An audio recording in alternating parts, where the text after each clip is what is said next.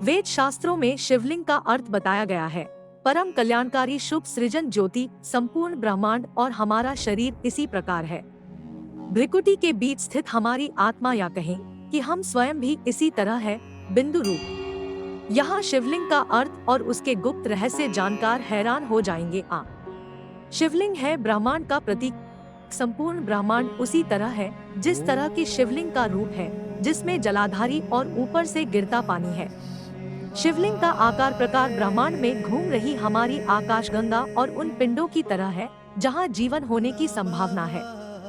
वातावरण सहित घूमती धरती या सारे अनंत ब्रह्मांड गतिमान है का अक्स धुरी ही शिवलिंग है।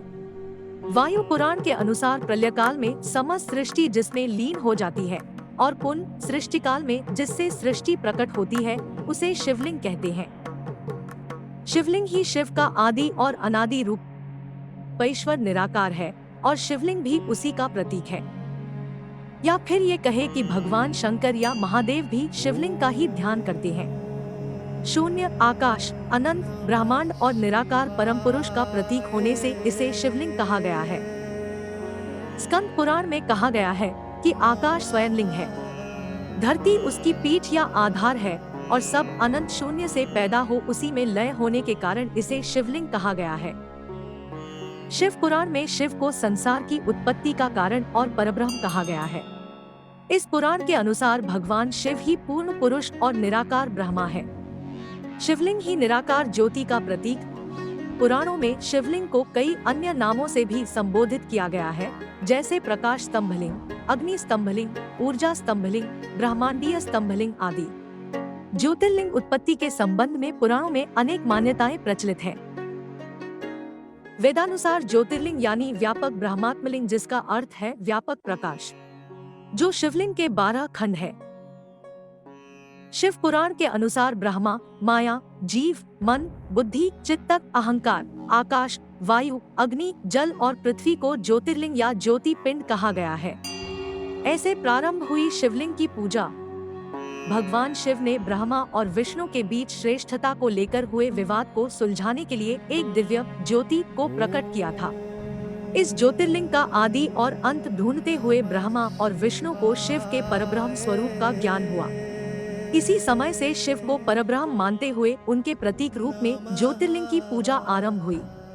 हिंदू धर्म में मूर्ति की पूजा नहीं होती, लेकिन शिवलिंग और शालिग्राम को भगवान शंकर और विष्णु का विग्रह रूप मानकर इसी की पूजा की जानी चाहिए। शिवलिंग आसमानी पत्थर। ऐतिहासिक प्रमाणों के अनुसार विक्रम संवत के कुछ सहस्राब्दी पूर्व संपूर्ण धरती पर उल्कापात का अधिक प्रकोप हुआ। आदिमानव को यह रुद्र शिव का आविर्भाव दिखा। जहाँ जहाँ ये पिंड गिरे, वहाँ इन पवित्र पिंडों की सुरक्षा के लिए मंदिर बना दिए गए।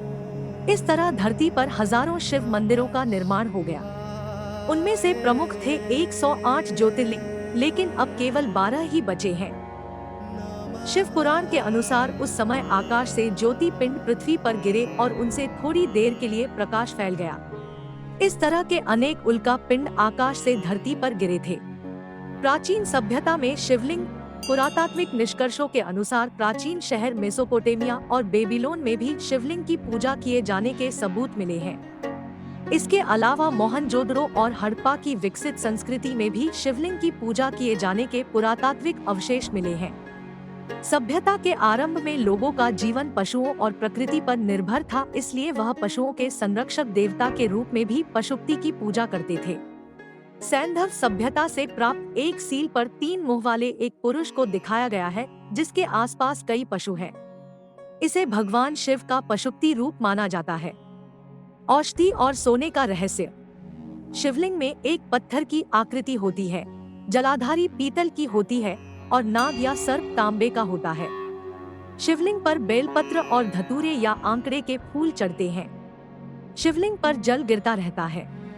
कहते हैं कि ऋषिमुनियों ने प्रतीक रूप से या प्राचीन विद्या को बचाने के लिए शिवलिंग की रचना इस तरह की है कि कोई उसके गूढ़ रहस्य को समझकर उसका लाभ उठा सकता है।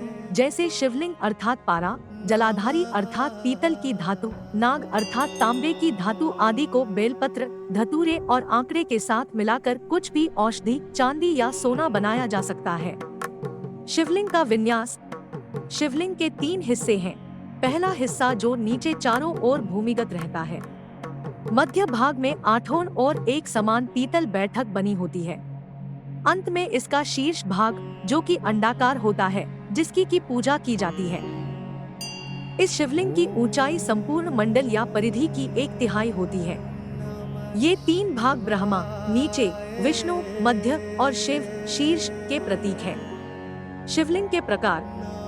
प्रमुख रूप से शिवलिंग 2 प्रकार के होते हैं। पहला आकाशीय या उल्का शिवलिंग और दूसरा पारद शिवलिंग। पहला उल्कापिंड की तरह काला अंडाकार लिए हुए, ऐसे शिवलिंग को ही भारत में ज्योतिर्लिंग कहते हैं। दूसरा मानव द्वारा निर्मित पारे से बना शिवलिंग होता है। पारद विज्ञान प्राचीन वैदिक विज्ञान है। इसके अलावा पुराणों के अनुसार शिवलिंग के प्रमुख 6 प्रकार होते हैं: देवलिंग, असुरलिंग, अर्शलिंग, पुराणलिंग, मनुष्यलिंग और स्वयंभू लिंग।